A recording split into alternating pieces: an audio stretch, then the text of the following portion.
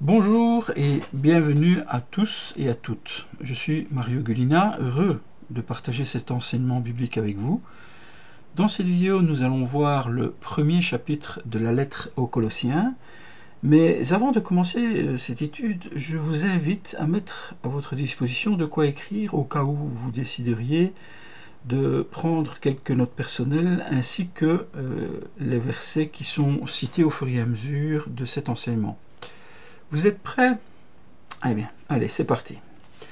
Commençons par une petite introduction. Alors, cette lettre aux Colossiens est le début d'une épître que l'apôtre Paul a probablement écrite depuis sa prison à Rome, approximativement en l'an 61 après Jésus-Christ. Il s'adresse aux chrétiens de la ville de Colosse qui existe toujours de nos jours et se trouve en Asie mineure, plus précisément au sud-est de la Turquie actuelle. Paul ne les a pas connus personnellement, car ils ont été évangélisés par son collaborateur et frère Épaphras. Mais par amour pour eux, et à cause de leur grande foi en Jésus dont Paul a pu avoir connaissance, il décide de leur écrire une lettre dans le but d'affermir leur foi et de les mettre en garde contre les faux enseignements qui menaçaient leur unité et leur fidélité. Par la lecture de ce chapitre, nous constaterons qu'il possède une configuration qui se divise en trois parties principales. La première est une introduction par des salutations où Paul se présente comme apôtre du Christ, par la volonté de Dieu, étant donné que les Colossiens ne connaissaient Paul que de nom et de réputation. La deuxième partie nous enseigne sur l'action de grâce de la prière, où Paul exprime sa reconnaissance à Dieu pour la foi, l'amour et l'espérance des Colossiens, et aussi pour l'évangile qu'ils ont entendu et adopté dans leur vie. La troisième partie nous apprend les particularités de l'hymne au Christ, où Paul célèbre la suprématie et la suffisance du Christ, qui sont l'image du Dieu invisible, le premier-né de toute la création, le chef de l'Église, le premier-né d'entre les morts, le réconciliateur de toutes choses par son sang versé à la croix. Alors, avant de commencer, j'aimerais vous parler d'une vision globale sur les bénéfices spirituels que nous apporte la parole de Dieu. Vous savez, les Colossiens à l'époque de l'apôtre Paul existent encore de nos jours.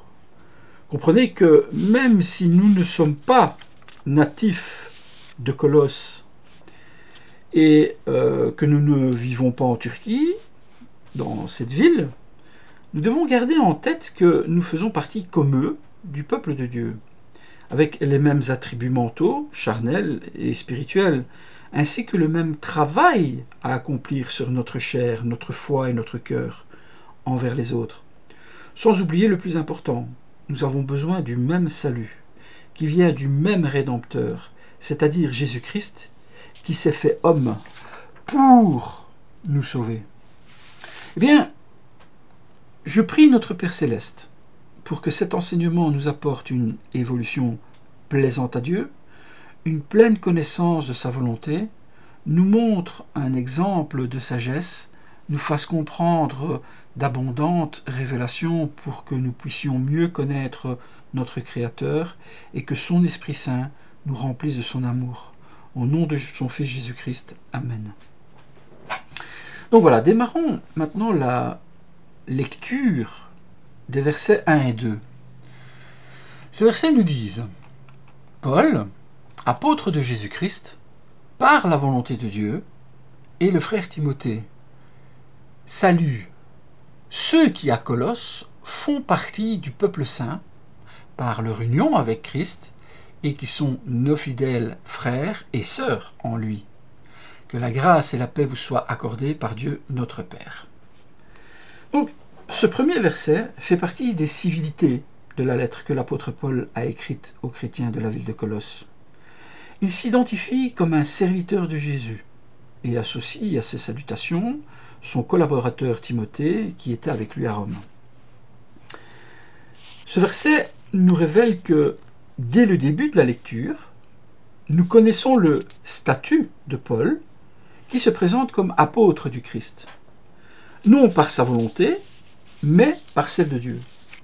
Puis, il mentionne Timothée, qui est en sa présence et qu'il considère comme un frère en Christ. Dans le verset 2, nous trouvons la suite des salutations. Et ici, Paul s'adresse aux saints, c'est-à-dire aux fidèles qui ont été sanctifiés par la foi en Christ, et leur souhaite la grâce et la paix de la part de Dieu le Père céleste. Donc, ce passage nous fait connaître que les Colossiens sont des chrétiens d'origine païenne, ou plus précisément des non-juifs, ne faisant pas partie du peuple élu, car ils saluent ceux qui font partie du peuple saint, ceux qui ont été appelés à la sainteté par l'Évangile. Alors détaillons un peu. Nous pouvons constater que Paul utilise une formule de salutation typique des lettres grecques, mais qu'il y ajoute une dimension théologique par l'insertion de ces mots, saint et fidèle, qui intègre dans le message une qualité spirituelle. Bon, ce n'est peut-être pas compréhensible a priori, mais vous allez comprendre assez facilement. Le terme saint signifie séparé du monde et consacré à Dieu, par le moyen de la foi en Jésus-Christ, qui les a rachetés de leurs péchés et les a rendus participants de sa nature divine. Là, on ne peut plus spirituel, c'est clair. Mais nous verrons plus de détails sur le sujet de l'union, le pardon et le péché dans les versets 14. Et si vous le voulez, il y a aussi 2 Pierre, chapitre 1, verset 4. Je continue. Puis nous avons le terme fidèle, qui dans notre cas signifie la persévérance dans la doctrine et la pratique de l'Évangile, malgré les épreuves et les séductions qui les entourent, car ce moyen d'espérance et d'amour leur a été donné par le Saint-Esprit, mais là aussi, nous verrons cela plus en détail dans les chapitres 5 à 8. Donc ces 2 qualités sont liées à leur union avec Christ, qui est le fondement et le modèle de leur vie chrétienne. En effet, ils sont en Christ, c'est-à-dire qu'ils sont incorporés à lui par le baptême, qu'ils partagent sa vie et sa gloire, qu'ils sont membres de son corps, qui est l'Église, et qu'ils sont appelés à lui ressembler en toutes choses. Ensuite, nous avons l'expression complète qui dit « qui sont nos fidèles ». Ici, Paul nous montre qu'il a une relation étroite et affectueuse avec les Colossiens, qu'il considère comme ses fidèles frères et sœurs en Christ. Il termine en exprimant ses vœux pour cette communauté de Colosse.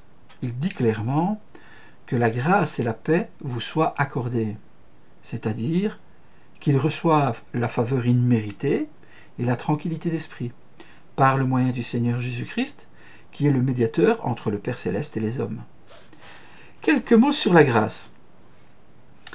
Elle exprime le don immérité de Dieu envers les hommes. Cette même grâce les sauve et les sanctifie par le moyen du Christ. Puis, le mot paix, qui désigne le bien-être et la tranquillité que Dieu accorde à ceux qui sont réconciliés avec lui et avec ses enfants par le Christ.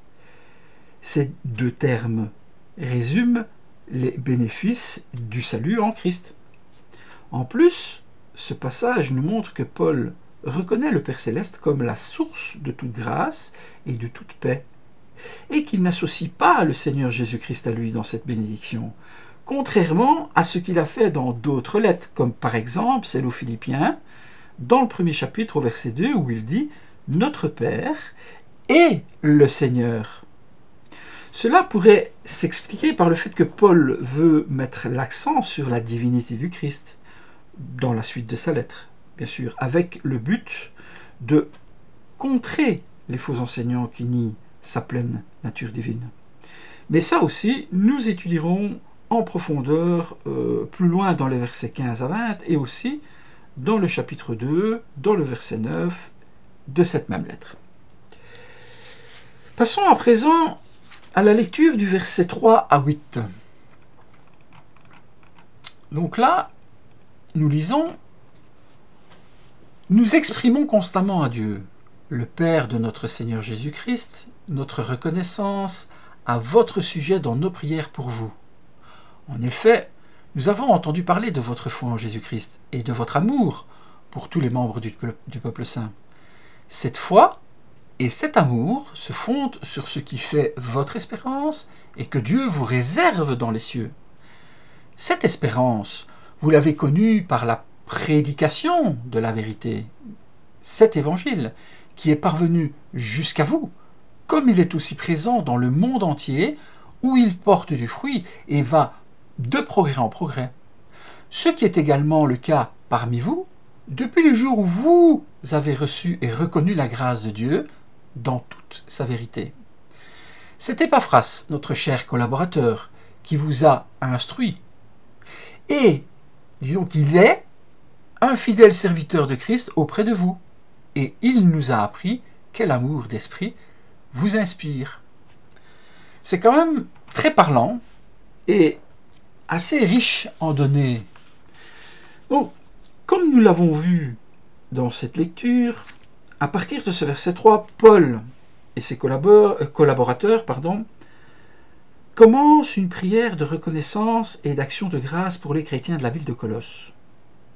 Il leur dit qu'il rend grâce à Dieu, le Père de notre Seigneur Jésus-Christ, en faisant toujours mémoire d'eux dans ses prières. Ce verset nous révèle que Paul a une relation étroite avec les Colossiens. Il se souvient d'eux avec gratitude, car ils ont accueilli l'Évangile avec foi et amour. Il nous indique aussi que Paul est un homme de prière, qui s'adresse à Dieu avec confiance et louange. Il prie pour les Colossiens, non pas pour leur demander quelque chose, mais pour les remercier de leur foi, de leur amour et de leur espérance. En conclusion, ce verset 3 exprime la reconnaissance de Paul envers Dieu, le Père Céleste, qui est la source de toute grâce et de tout salut. Il reconnaît que Dieu est le Père de notre Seigneur Jésus-Christ, c'est-à-dire qu'il a envoyé son Fils unique pour nous sauver et nous adopter comme ses enfants. Le verset 4 fait partie de la suite de l'action de grâce que Paul exprime à Dieu. Il leur dit qu'il a entendu parler de leur foi en Jésus-Christ et de l'amour qu'ils ont pour les saints. Les autres informations qui révèlent ce verset 4 sont que Paul n'a pas connu personnellement les Colossiens, mais qu'il a entendu parler d'eux par Épaphras. Pour ce qui est du reste, nous l'étudierons au verset 7 et aussi au chapitre 4, verset 12. Ensuite, il a aussi appris par Épaphras qu'ils avaient la foi, une confiance, un attachement sincère à notre Seigneur Jésus-Christ. Et pour finir, nous pouvons interpréter l'expression de la louange de Paul envers Dieu. Il lui rend grâce pour l'amour que les Colossiens ont pour tous les saints, c'est-à-dire à tous les fidèles qui font partie du peuple de Dieu. Voyons un peu le verset 5, qui est la continuité de l'action de grâce. Paul leur dit que c'est par leur foi et leur amour qu'ils ont reçu l'espérance de Dieu. Donc, que Dieu leur a déjà réservé dans les cieux. Ils ont eu connaissance par le partage de l'Évangile, qui est la parole de vérité. Il nous indique que Paul loue les vertus des Colossiens, qui sont la foi, l'amour et l'espérance. Ces trois vertus sont souvent associées dans le Nouveau Testament comme le fondement de la vie chrétienne. Vous pouvez trouver d'autres confirmations dans 1 Corinthiens chapitre 13 verset 13, puis dans 1 Thessaloniciens chapitre 1 verset 3 et dans Hébreux chapitre 6 verset 10 à 12. Alors, en détail, que signifient réellement ces vertus? Bien, en premier, nous avons la foi. Elle est la confiance et l'attachement au Christ Jésus, le seul et unique sauveur de notre âme. Puis nous trouvons l'amour. Il est le service et le dévouement envers Dieu et les autres, qui sont les membres du corps du Christ. Ensuite, nous lisons l'espérance. Elle est l'attente et l'assurance du retour du Christ, qui apportera la résurrection et la gloire aux siens.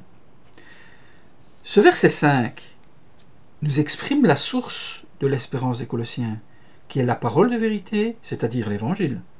Cet Évangile est le message qui annonce la bonne nouvelle du salut de Christ, mort pour nos péchés et ressuscité pour notre justification. Il révèle les richesses de la gloire de Dieu qui sont réservées aux croyants dans les cieux. Vous pouvez trouver plus de détails dans ce chapitre au verset 27 et aussi dans le chapitre 3 au verset 4. En conclusion, l'Évangile est, pour celui qui l'accepte et l'applique, la base et le motif de l'espérance chrétienne. Voyons maintenant le verset 6. Bon, n'oubliez pas que si je vais un peu trop vite ou vous n'avez pas bien compris certaines choses, vous pouvez toujours revenir en arrière ou faire une petite pause et boire une petite tasse de café ou quoi que ce soit pour vous détendre et revenir par la suite. Donc, je disais, revoyons un petit peu en détail ce verset 6. Qu'est-ce qu'il dit? Il commence, donc, en fait, plutôt je dirais, nous continuons dans l'action de grâce, où Paul leur dit que cet évangile est parvenu jusqu'à eux, comme il l'est aussi dans le monde entier, où il porte du fruit et progresse, comme il a été diffusé parmi donc, les Colossiens depuis le jour où ils l'ont entendu et connu la grâce de Dieu dans la vérité.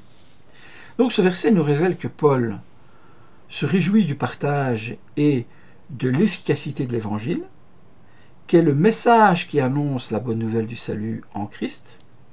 Il affirme que l'Évangile est parvenu jusqu'à eux, c'est-à-dire qu'il a été prêché à Colosse par Épaphras, un disciple de Paul qui est annoncé dans les versets suivants.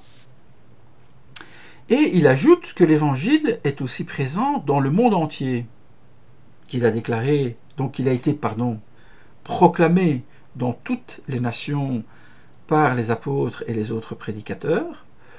Et cela, pour plus d'informations sur l'annonce de l'Évangile, vous pouvez lire Matthieu chapitre 28, verset 19, Romains chapitre 10, verset 18, et dans ce chapitre 1 au verset 23. Alors je continue. Donc, dans ces grâces, Paul n'oublie pas de remercier Dieu pour le fruit et le progrès de l'Évangile, qui se traduit par des conversions et des changements de vie, qui se produisent parmi ceux qui croient en Christ. Il attribue à Dieu toute la gloire pour l'œuvre qu'il a accomplie en eux, et qu'il continue à faire parmi eux par son esprit. Le verset 7. Nous sommes, disons, encore dans la suite de cette action de grâce où Paul leur dit qu'ils ont appris tout cela par Épaphras, qui est un serviteur et un fidèle ministre de Christ. Ce passage nous montre le respect de Paul envers Épaphras. Il reconnaît son dévouement et son zèle pour l'Évangile et pour les Colossiens, qui d'ailleurs le considèrent comme son cher collaborateur. De plus, il nous indique que Paul n'a pas connu personnellement les Colossiens, mais qu'il a entendu parler d'eux, par Épaphras. C'est lui qui a fondé l'église des Colossiens. C'est encore lui qui leur a annoncé la bonne nouvelle du salut en Christ et qui leur a enseigné la parole de vérité. C'est aussi lui qui a informé Paul de la situation des Colossiens et qui prie constamment pour eux. Donc, vous pouvez avoir plus d'informations dans cette lettre aux Colossiens, dans le chapitre 4, au verset 12 et 13. Voyons maintenant le verset 8. Il clôture l'action de grâce que Paul exprime à Dieu pour les chrétiens de la ville de Colosse, et il leur dit qu'ils ont appris tout cela par Épaphras, et que c'est aussi lui qui les a informés de leur amour par l'Esprit. En fait, ce verset nous fait connaître le témoignage d'Épaphras sur les Colossiens, qui exprime l'amour qu'ils ont reçu, inspiré par le Saint-Esprit. En fait, cet amour par l'Esprit est un amour qui habite dans le cœur des croyants. C'est un amour qui se manifeste par des fruits spirituels, tels que la joie, la paix, la patience, la bonté, la fidélité, la douceur et la maîtrise de soi. C'est un amour qui unit les croyants dans une même communion avec Dieu et avec le Christ. Là aussi, pour plus de détails sur les fruits spirituels, vous pouvez aller voir Galates, chapitre 5, versets 22 et 23. Je continue et nous allons lire les versets 9 à 11. J'espère que je ne vais pas un peu trop vite. Et donc il dit ceci. Aussi, depuis le jour où nous avons entendu parler de vous, nous aussi, nous ne cessons de prier Dieu pour vous. Nous lui demandons qu'il vous fasse connaître pleinement sa volonté, en vous donnant, par le Saint-Esprit, une entière sagesse et un parfait discernement. Ainsi, vous pourrez avoir une conduite digne du Seigneur, qui lui plaise à tout égard, car vous porterez comme fruit toutes sortes d'œuvres bonnes, et vous ferez des progrès dans la connaissance de Dieu. Dieu vous fortifiera pleinement à la mesure de sa puissance glorieuse, pour que vous puissiez tout supporter et persévérer jusqu'au bout, et cela avec joie. Alors, dans ce verset 9, commence la prière que l'apôtre Paul et ses frères font pour les chrétiens de la ville de Colosse. Paul leur dit qu'ils ne cessent de prier pour eux depuis le jour où ils ont entendu parler de leur foi en Jésus. Il leur dit qu'il demande à Dieu de les remplir de la connaissance de sa volonté, avec une entière sagesse, un complet discernement. Donc, ce verset nous indique que Paul est un homme de prière, ainsi que ses fidèles, que tous s'adressent à Dieu avec une parfaite confiance et une grande persévérance. Ensemble, ils prient pour les Colossiens, non pas pour leur demander quelque chose, mais pour leur souhaiter quelque chose. Ils prient sans cesse. Ils n'arrêtent pas de les mentionner dans leurs prières, d'où la persévérance. Dans ce passage, nous trouvons l'expression du désir qu'ils ont pour les Colossiens. Ils prient pour qu'ils grandissent dans la connaissance de ce que désire Dieu, qu'ils soient remplis de sagesse et de discernement, mais décortiquons un peu ces différents attributs que Paul et les siens demandent pour l'église de Colosse. Nous avons les mots « connaître pleinement sa volonté ». Cela correspond à la compréhension des desseins et des commandements de Dieu qui sont révélés dans sa parole et dans son Fils Jésus-Christ. Puis, il nomme la sagesse, qui est la capacité d'appliquer cette connaissance à la vie pratique, en faisant des choix qui honorent Dieu et qui bénissent les autres. Enfin, ils font mention du discernement, qui est, avec certitude, l'intelligence spirituelle. C'est la faculté de discerner ce qui est conforme à l'Esprit de Dieu, sans oublier de rechercher ce qu'il aime et qui lui fait honneur. Passons au verset 10.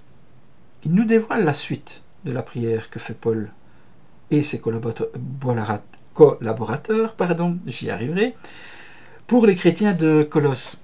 Donc ici, Paul leur dit qu'ils prient tous ensemble pour que leur Église marche d'une manière digne du Seigneur, pour qu'ils puissent lui plaire dans tous les domaines spirituels, portant des fruits en toutes sortes de bonnes œuvres, et d'avoir une plus grande connaissance de Dieu.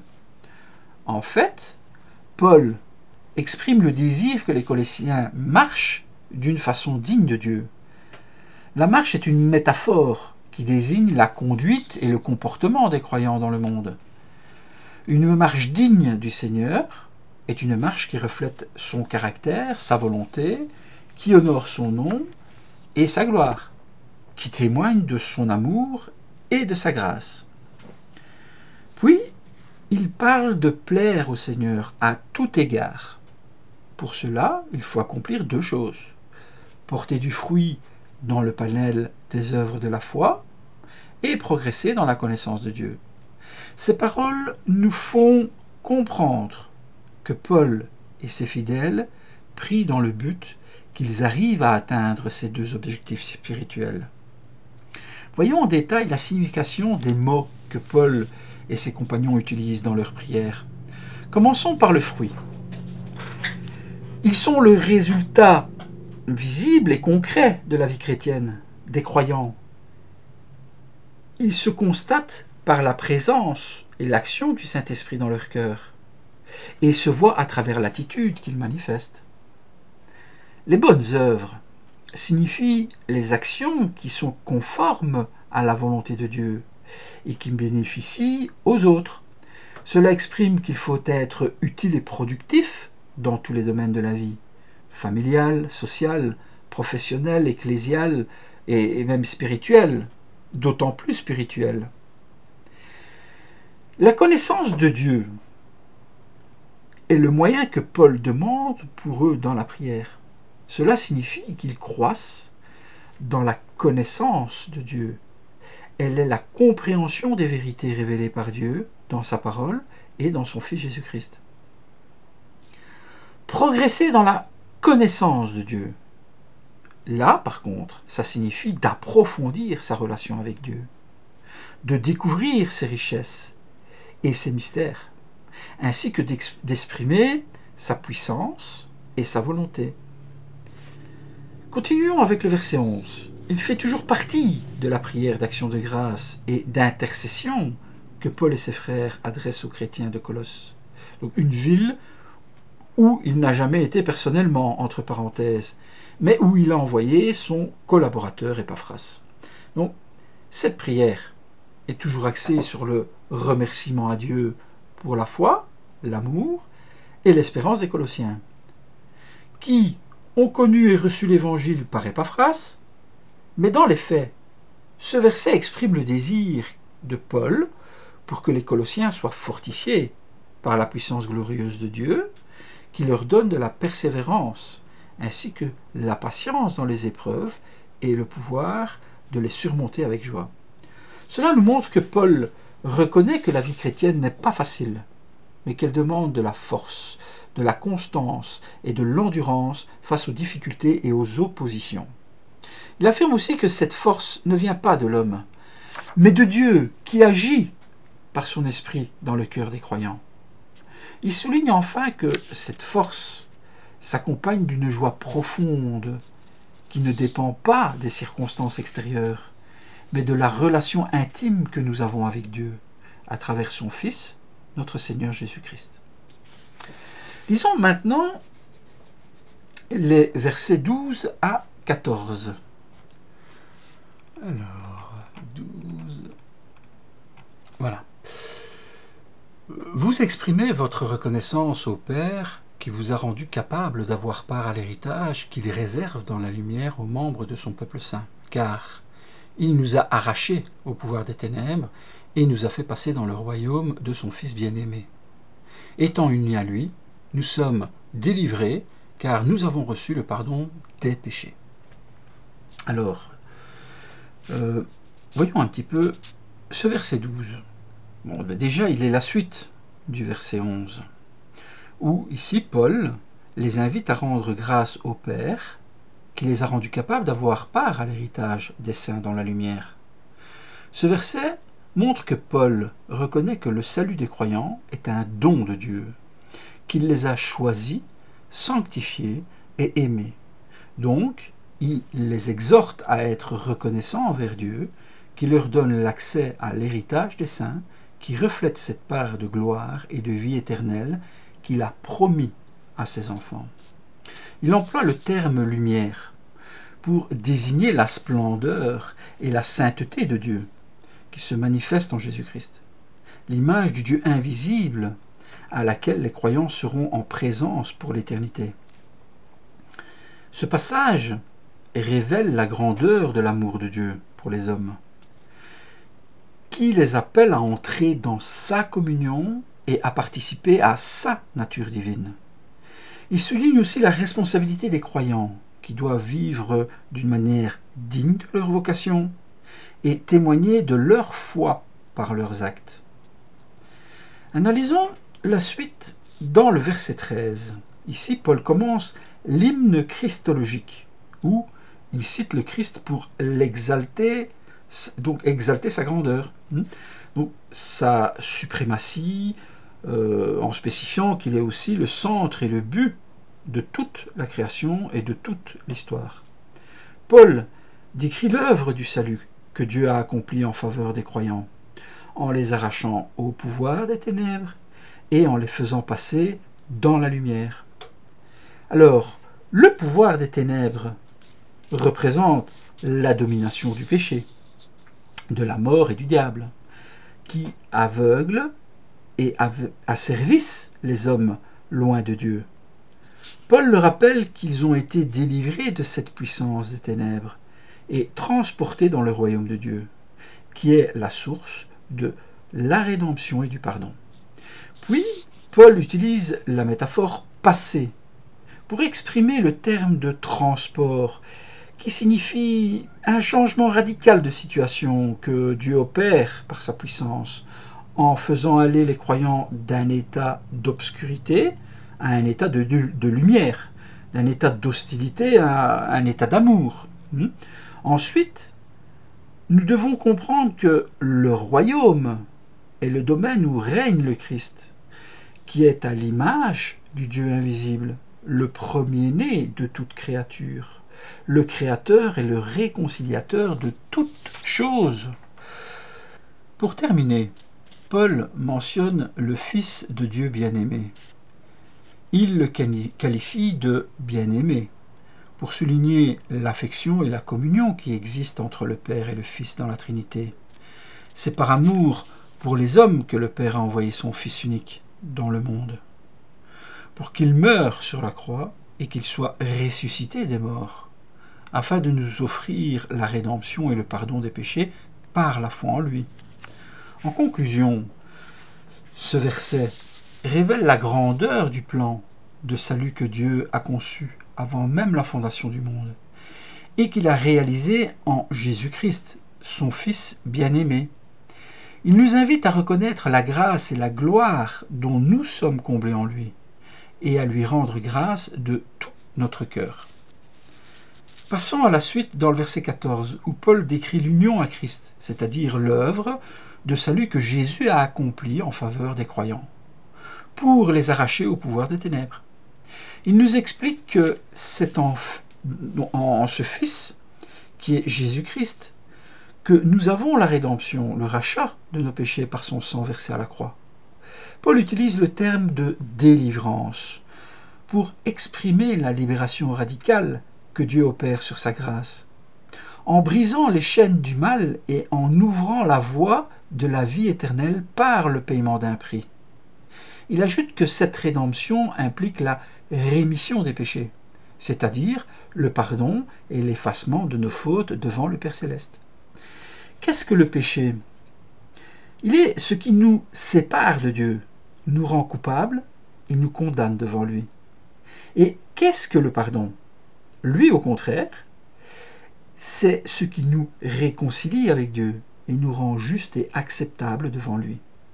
En conclusion, ce verset nous montre que Paul proclame la bonne nouvelle du salut par la grâce du Père Céleste, qui nous offre gratuitement la rédemption et la rémission des péchés par son Fils.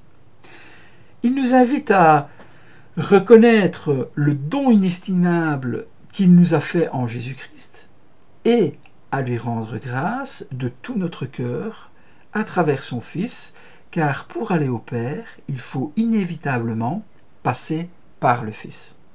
Alors si vous voulez un peu plus de détails sur disons ce qu'on vient de voir, je vous invite à lire Jean, chapitre 5, verset 22. Jean, toujours, chapitre 6, verset 40, le chapitre 14, verset 6, et le verset 13. Et aussi Jean, chapitre 16, verset 23. Et là, vous aurez, je pense, un peu plus d'informations sur la réelle divinité de notre Seigneur Jésus-Christ, et comme quoi on ne peut pas aller vers autre personne que Jésus lui-même. Lisons maintenant les versets 15 et 16. Ce Fils est à l'image du Dieu que nul ne voit. Il est le premier-né de toute création, car c'est en lui qu'ont été créées toutes choses dans les cieux comme sur la terre, les visibles, les invisibles, les trônes et les seigneuries, les autorités, les puissances. C'est par lui et pour lui que Dieu a tout créé. Ce verset 15 fait toujours partie de l'hymne christologique. Maintenant, Paul affirme que le Christ est l'image du Dieu invisible, c'est-à-dire la représentation parfaite et fidèle de Dieu, qui se révèle en lui de manière définitive et unique. Le Christ est celui qui rend visible l'invisible, qui manifeste la gloire, la sagesse et l'amour de Dieu. Il ajoute que le Christ est le premier-né de toute la création. C'est lui qui possède la primauté et la prééminence sur tout ce qui existe. Le terme de premier-né signifie qu'il est le principe et le modèle de toute la création. Il est le Fils éternel de Dieu, engendré avant tous les siècles. Ce verset montre que Paul proclame la divinité du Christ, qui est l'image et le Fils de Dieu, qui partage sa nature et sa gloire. Il nous invite à reconnaître la dignité et la majesté du Christ, qui est le Seigneur de toute la création. Que dit la suite de cette lecture dans le verset 16? En fait, Paul affirme que le Christ est le créateur de toutes choses, qui sont dans les cieux et sur la terre, les visibles et les invisibles, les trônes, les dignités, les dominations, les autorités, tout a été créé par lui, qui est ce Fils mentionné dans le verset 15, et pour lui.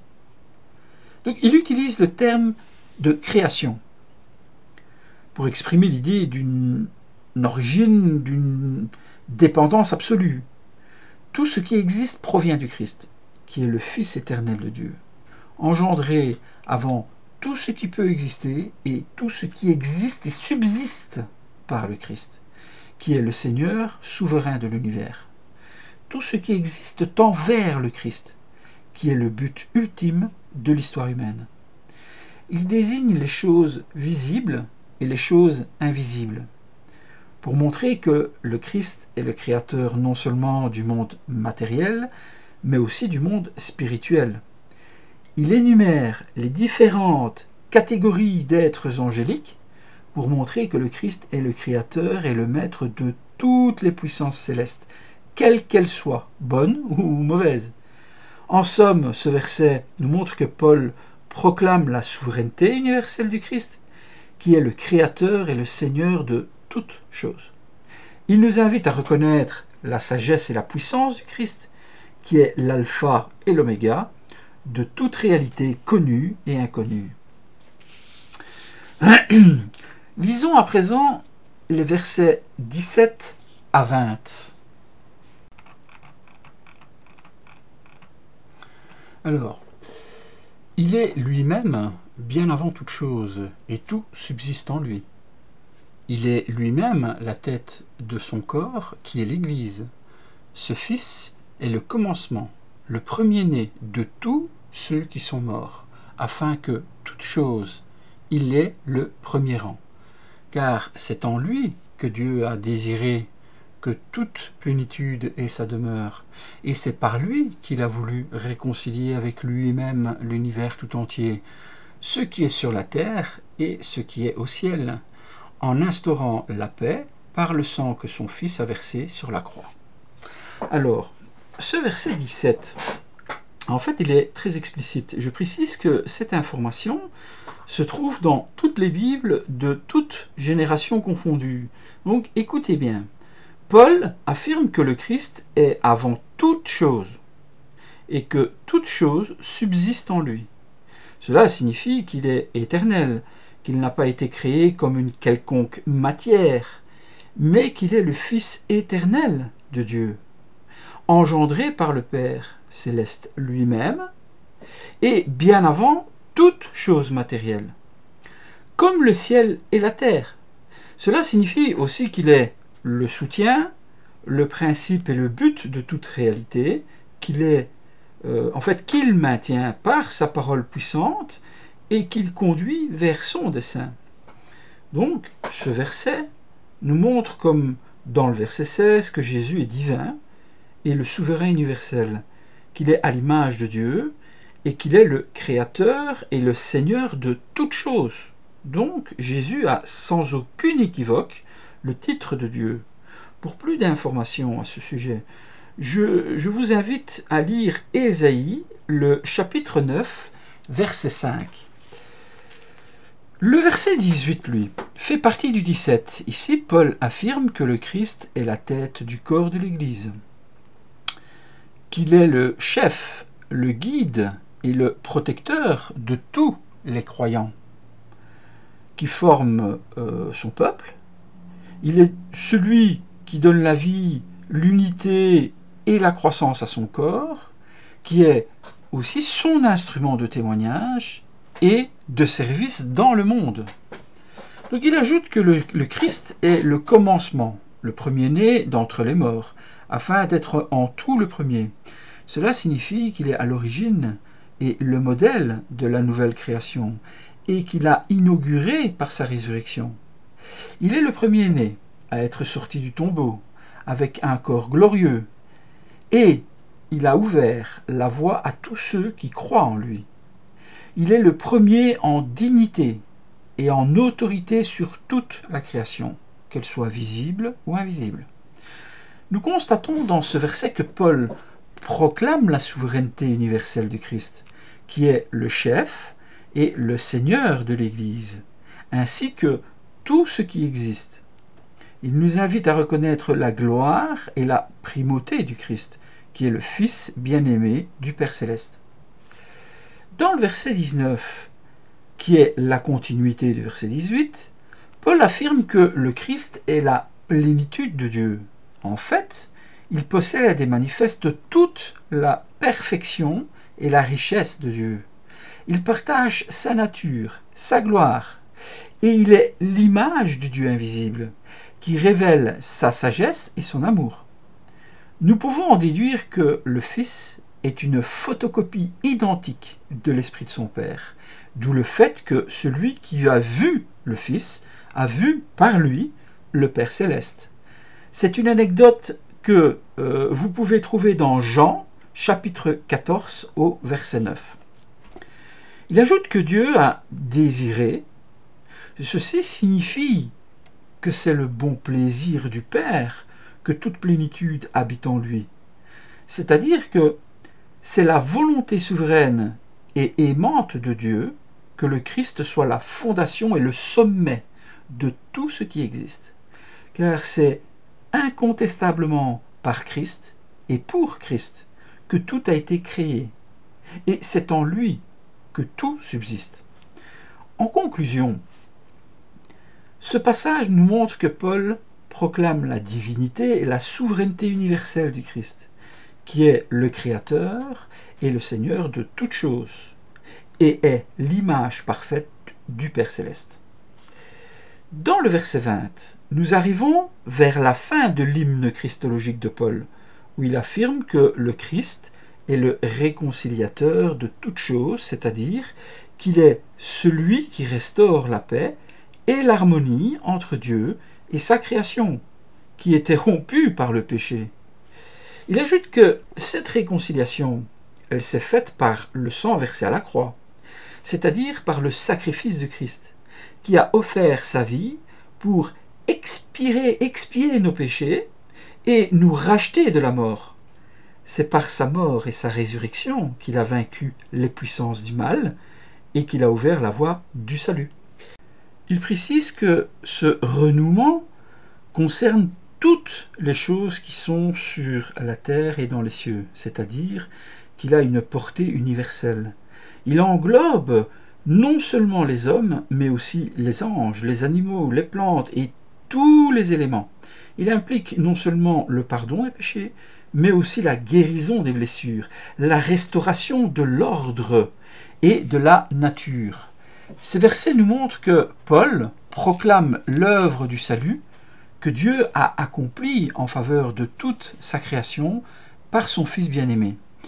Il nous invite à reconnaître Jésus comme celui qui a apporté l'union et la paix universelle. Voyons maintenant ce que nous disent les versets 21 à 23. Or, vous, autrefois, vous étiez exclus de la présence de Dieu. Vous étiez ses ennemis à cause de vos pensées, qui vous amenaient à faire des œuvres mauvaises. Mais maintenant, Dieu vous a réconciliés avec lui par le sacrifice de son Fils, qui a livré à la mort son corps humain, pour vous faire paraître saints, irréprochables et sans faute devant lui. Mais il vous faut, bien sûr, demeurer dans la foi, fermement établis sur le fondement, sans vous laisser écarter de l'espérance qu'annonce l'Évangile. Cet Évangile, vous l'avez entendu, il a été proclamé parmi toutes les créatures sous le ciel, et moi, Paul, j'en suis devenu le serviteur. Donc, dans ce verset 21, Paul s'adresse directement aux chrétiens de Colosse, en leur rappelant leur situation passée. Avant qu'ils ne connaissent l'Évangile, il dit qu'ils étaient autrefois exclus de la présence de Dieu, qu'ils étaient des ennemis par leurs pensées et leurs œuvres mauvaises. Il utilise le terme d'exclus pour exprimer l'idée d'une séparation, comme faisant partie d'une autre famille que celle de Dieu. Les Colossiens étaient effectivement très loin de Dieu, sans le connaître ni le reconnaître comme leur Créateur et leur Père. Ils étaient privés des bénédictions et des promesses de l'alliance que Dieu avait établie avec son peuple élu. Puis il utilise le terme d'ennemi pour exprimer l'hostilité et la rébellion, car les Colossiens étaient opposés à Dieu en désobéissant à sa volonté et en transgressant ses commandements. Ils étaient coupables et condamnables devant sa justice et sa sainteté. Ensuite, il précise que cette situation se manifestait par leurs pensées et leurs œuvres mauvaises, par leurs attitudes intérieures et leurs actions extérieures, qui étaient contraires à la vérité et à l'amour de Dieu. Ils étaient dominés par les passions, les convoitises, les idoles, les superstitions et les traditions humaines. En conclusion, ce verset nous montre que Paul expose la condition misérable et désespérée des Colossiens avant leur conversion, pour leur faire prendre conscience de la grâce et de la paix dont ils ont été comblés en Christ. Et donc, il nous invite à reconnaître notre besoin du salut que Dieu nous offre en son Fils bien-aimé Jésus-Christ. Dans le verset 22, Paul annonce la bonne nouvelle de leur réconciliation avec Dieu, qui s'est réalisée grâce au corps charnel de son Fils mort à la croix. Il ajoute que maintenant, ils sont saints, sans reproche devant lui. Il utilise le terme de réconciliation pour exprimer le fait d'une restauration de la paix et de l'harmonie entre Dieu et les hommes, qui étaient rompus par le péché. Il dit que c'est par le corps de sa chair, c'est-à-dire par l'incarnation de la mort du Christ, que cette réconciliation a été rendue possible. Le Christ a pris sur lui notre nature humaine et nos péchés, et il les a cloués à la croix pour nous racheter de la mort et nous réconcilier avec Dieu. Puis, il utilise le terme de sainteté pour exprimer la séparation et la bénédiction des croyants. Les Colossiens sont maintenant saints. Ils sont mis à part pour Dieu, qui les a choisis et aimés. Ils sont appelés à vivre dans la pureté et dans l'obéissance de sa volonté. Ensuite, il utilise le terme d'irréprochabilité pour exprimer une perfection et une intégrité parfaite, car les Colossiens sont maintenant irréprochables. Ils sont sans tache ni défaut devant Dieu. Il les a justifiés et pardonnés. Ils sont dorénavant appelés à persévérer dans la foi et l'amour jusqu'à la fin. Pour finir, il utilise le terme sans faute pour exprimer l'innocence et la sécurité.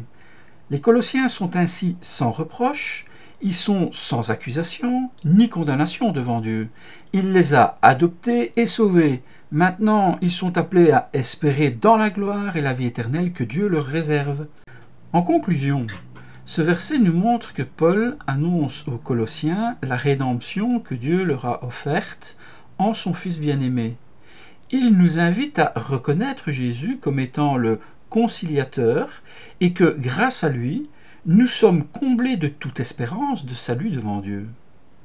Dans ce verset 23, Paul leur rappelle la condition nécessaire pour bénéficier de ce salut, qui est de demeurer fondé et irréprochable dans la foi, sans se laisser éloigner de l'espérance de l'évangile qu'ils ont entendu. Il dit que cet évangile a été prêché à toute créature sous le ciel, et dont lui, Paul, a été fait ministre. Il utilise le mot « fondement » pour exprimer la stabilité et la solidité du roc inébranlable de leur salut sur lequel les Colossiens doivent s'appuyer, et qui représente le Christ. Ils doivent garder sa parole, qui est la vérité immuable de son évangile. Puis, Paul utilise les mots « sans vous laisser écarter » pour exprimer la fidélité et la constance dans la vie chrétienne. Les Colossiens ne doivent pas se faire ébranler par les fausses doctrines, les séductions du monde, les persécutions des hommes. Ils doivent rester fermes dans la foi, qui est la confiance absolue en Dieu et son Fils. Ensuite, il utilise le terme « espérance » pour exprimer l'attente et l'assurance du salut. Les Colossiens ne doivent pas se laisser détourner de l'espérance de l'Évangile, qui est la promesse de la gloire et de la vie éternelle en Christ. Ils doivent garder les yeux fixés sur le ciel, où Christ siège à la droite de Dieu. Il précise que cet évangile a été prêché à toute créature sous le ciel, pour montrer que le message universel et définitif de Dieu pour le salut des hommes. Il n'y a pas d'autres évangiles que celui qu'ils ont entendu par Épaphras, qui leur a annoncé la grâce de Dieu en vérité. Enfin, il ajoute qu'il a été fait ministre de cet évangile pour montrer qu'il a reçu de Dieu une mission et une autorité apostolique pour proclamer cette bonne nouvelle aux nations. Il n'est pas un imposteur ni un intrus, mais un serviteur fidèle et dévoué du Christ et de son Église. En conclusion, ce verset nous montre que Paul exhorte les Colossiens à persévérer dans la foi, l'amour et l'espérance qu'ils ont reçus par l'évangile du Christ. Lisons les versets 24 à 27. Maintenant, je me réjouis des souffrances que j'endure pour vous, car en ma personne, je complète, pour le bien de son corps, qui est l'Église, ce qui manque aux persécutions dirigées contre Christ. C'est de cette Église que je suis devenu le serviteur, selon la responsabilité que Dieu m'a confiée à votre égard. Il m'a chargé d'annoncer sa parole dans toute sa plénitude, en vous faisant connaître le secret de son plan tenu caché depuis toujours, de génération en génération, mais qui s'accomplit de façon manifeste pour les membres de son peuple saint. Car Dieu a voulu leur faire connaître quelle est la glorieuse richesse que renferme le secret de son plan pour les non-juifs, c'est-à-dire les païens. Et voici ce secret, Christ en vous, garantie de votre espérance de la gloire à venir. À partir de ce verset 24, nous sommes dans le début du combat de l'apôtre Paul pour l'église de Colosse. Paul leur parle de sa joie à souffrir pour eux, en complétant ce qui manque aux souffrances du Christ pour son corps, qui est l'Église. Il utilise le terme de joie pour exprimer son attitude face aux souffrances qu'il endure pour le Christ et pour son Église. Il ne se plaint pas ni ne se décourage, mais il se réjouit de participer à la croix du Christ, qui est la source de la gloire et de la vie éternelle. Il témoigne qu'il est heureux de vivre toutes ces choses pour le Christ, même les pires, mais avec joie. Puis, il utilise le terme de « compléter » pour exprimer son rôle dans le plan du salut que Dieu a accompli en son Fils bien-aimé. Il ne prétend pas ajouter quelque chose à la valeur ou à l'efficacité des souffrances du Christ, qui sont parfaites et suffisantes pour racheter le monde. Il veut dire qu'il achève dans sa chair ce qui reste à souffrir pour le Christ, c'est-à-dire qu'il partage les afflictions du Seigneur qui se prolongent dans son corps mystique qui est l'Église. Il veut dire aussi qu'il achève dans son ministère ce qui reste à annoncer du Christ, qu'il proclame l'Évangile qu'il doit être prêché à toute créature sous le ciel. Ensuite, il utilise le terme de son corps pour exprimer l'union et la solidarité à l'image de l'Église, qui est le corps du Christ. Ce qui veut dire qu'il est formé de tous les croyants qui sont unis au Christ par la foi et par le baptême. Il est aussi l'instrument du Christ pour témoigner et servir dans le monde. En conclusion, Paul nous fait comprendre qu'il est heureux de souffrir pour l'Église, donc de Colosse, car cette persécution est dirigée contre le Seigneur et qu'il est heureux de l'assumer au nom de Jésus. Ce verset 25 fait suite au verset 24. Ici, Paul précise qu'il est devenu ministre de l'Église selon la charge que Dieu lui a confiée. Cela pour montrer qu'il n'a pas choisi lui-même sa vocation, mais qu'il a obéi à l'appel et à la volonté de Dieu. Il ajoute que sa charge consiste à annoncer pleinement la parole de Dieu, à la révéler dans son entièreté. Il utilise le terme de charge pour exprimer l'idée d'une responsabilité et d'une autorité. Paul a reçu de Dieu une mission et un mandat apostolique pour proclamer l'évangile du Christ aux nations. Il n'est pas un imposteur ni un intrus, mais un serviteur fidèle et dévoué du Seigneur et de son Église. En conclusion, ce passage nous montre que Paul expose aux Colossiens le contenu et le but de son service, qui est d'annoncer pleinement la parole de Dieu, le mystère du Christ en nous. Dans le verset 26, qui est la suite du verset 25, Paul, dans son explication, utilise le terme de secret pour exprimer la révélation et la sagesse de la parole de Dieu, qui est le mystère caché depuis des siècles et des générations, c'est-à-dire le plan de salut que Dieu a conçu avant même la fondation du monde, mais qu'il n'a pas révélé pleinement aux hommes jusqu'à l'avènement du Christ. Ce mystère est maintenant manifesté à ses saints. Ils sont les croyants qui ont reçu l'Esprit de Dieu, cet Esprit Saint qui leur fait connaître les richesses et la gloire de ce mystère. Puis, il utilise le terme de richesse pour exprimer l'abondance et la générosité. La parole de Dieu est la richesse de la gloire de ce mystère, c'est-à-dire qu'elle révèle la splendeur et la magnificence de ce que Dieu a préparé pour ceux qui l'aiment. Elle dévoile les trésors de sa grâce et de sa paix, qui sont insondables et incomparables. Ensuite, il utilise le terme « pour les non-juifs ». Paul veut exprimer l'universalité et l'inclusion à l'héritage.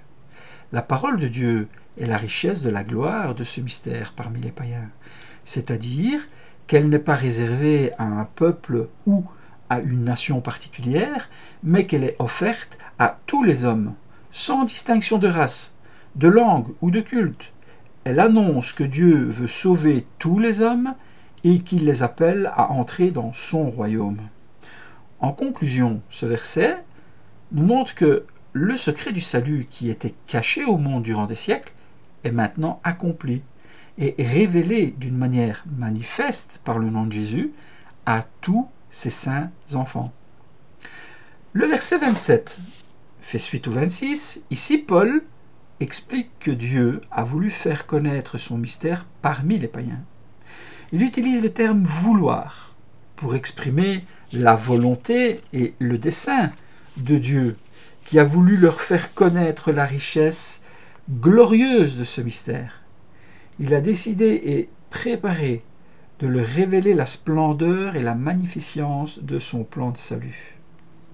Puis, Paul utilise le terme « connaître » pour exprimer la révélation et la relation de Dieu qui leur ont fait savoir ce que représente la richesse de la gloire de ce mystère.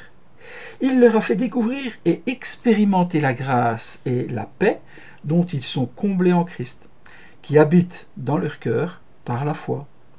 Ensuite, il utilise le terme « pour les non-juifs » qui exprime l'universalité et l'inclusion, car il n'a pas limité sa révélation à un peuple ou à une nation particulière, mais il l'a étendue à tous les hommes, sans distinction de race, de langue ou de culte. Il leur a fait comprendre que Dieu veut sauver tous les hommes et qu'il les appelle à entrer dans son royaume. Il termine par préciser que ce mystère est le Christ en vous, l'espérance de la gloire, pour montrer que donc la parole de Dieu se concentre sur la personne et l'œuvre du Christ, qui est le Créateur et le Seigneur de toutes choses. Donc, le Christ en vous signifie qu'il habite dans vos cœurs par la foi et qu'il vous transforme à son image. L'espérance de la gloire, quant à elle, désigne l'espoir de partager la gloire et la vie éternelle du Christ, qui reviendra pour vous prendre avec lui. En conclusion, ce verset nous montre que Paul explique que les secrets du salut, qui étaient cachés au monde entier depuis toujours, est maintenant révélé à tous, sans exception ou distinction. Lisons maintenant les deux derniers versets, 28 et 29. Alors, c'est lui, Christ, que nous annonçons en avertissant et en enseignant tout être humain, en toute sagesse, afin de faire paraître devant Dieu tout homme parvenu à l'état d'adulte dans son union avec Christ. Voilà pourquoi je travaille et je combats par la force de Christ qui agit puissamment en moi. Donc, dans ce verset 28, Paul résume son service en disant qu'il annonce Christ en avertissant et en enseignant tout homme en toute sagesse afin de le présenter parfait en Christ. Il utilise le terme « annoncer » pour exprimer une proclamation et un témoignage. Paul révèle la personne de Jésus et son œuvre, qui sont le centre et le but de toute la création et de toute l'histoire de l'humanité. Il annonce le Christ comme le seul Sauveur et Seigneur qui nous offre la rédemption et la réconciliation par sa mort et sa résurrection. Puis, il utilise le terme « avertir » pour exprimer l'idée d'une mise en garde et d'une exhortation. Ici, Paul prévient tout homme contre la dangerosité des péchés du monde et du diable. Il avertit de se repentir et de croire à l'Évangile, de renoncer aux œuvres des ténèbres et de marcher dans la lumière. Ensuite, il utilise le terme « enseigner ». Cela désigne une instruction et une formation, car Paul instruit dans la connaissance et l'amour du Christ. Il enseigne tout homme à vivre selon la volonté de Dieu, à pratiquer la justice et la piété, à apporter du fruit et à progresser dans la foi. Pour finir, il utilise le terme « sagesse », qui signifie discernement et prudence, car Paul avertit et enseigne tout homme en toute sagesse, avec intelligence et habileté. Il adapte son message aux besoins et aux circonstances de ses auditeurs. Il évite les pièges et les controverses inutiles. Il cherche inlassablement à plaire à Dieu plutôt qu'aux hommes.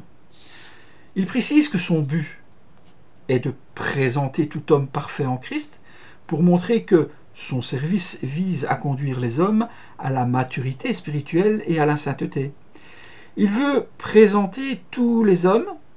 Il ne fait aucune exception de personne, mais qu'il s'adresse à tous sans distinction.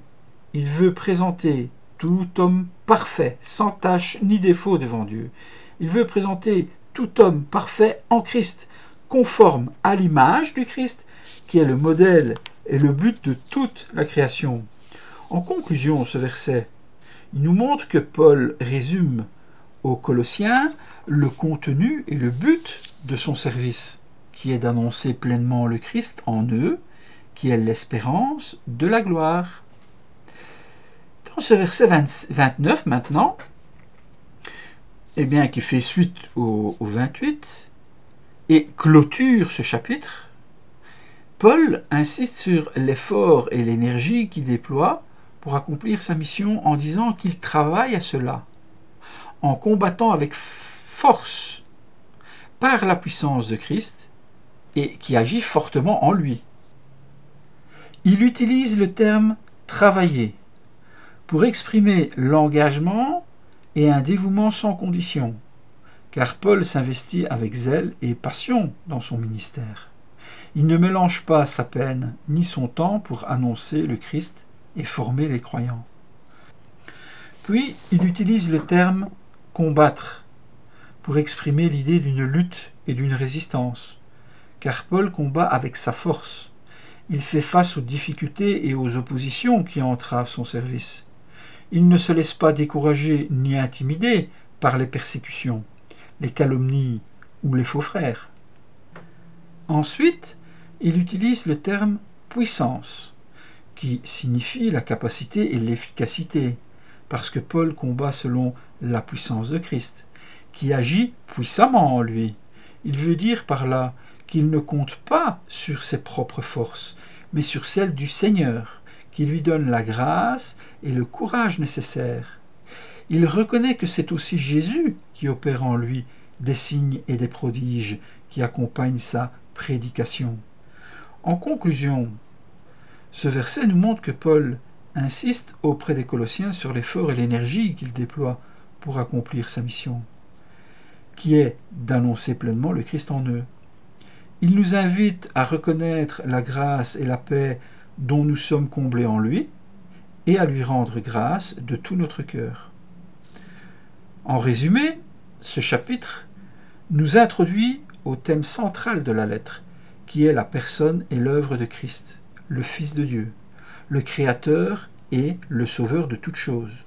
Paul veut montrer aux Colossiens que tout ce dont ils ont besoin pour être sauvés et sanctifiés se trouve en lui seul, et qu'ils ne doivent pas se laisser séduire par les philosophies humaines, les traditions juives ou le culte des anges, qui avaient du succès à cette époque, car toutes ces choses les emmènent vers le bas, l'obscurité et la mort, plutôt que vers les cieux, la lumière et la vie avec notre Seigneur Jésus-Christ. Et bien voilà, c'est fini pour cette partie de la lettre aux Colossiens. Nous venons de terminer le premier chapitre et nous ferons, si Dieu le veut, le deuxième la semaine prochaine, que je vous invite à lire par avance si toutefois vous désirez connaître le contexte un petit peu à l'avance. En attendant, je vous dis à la semaine prochaine et surtout, soyez abondamment bénis et que la paix de notre Seigneur Jésus demeure avec vous. Amen.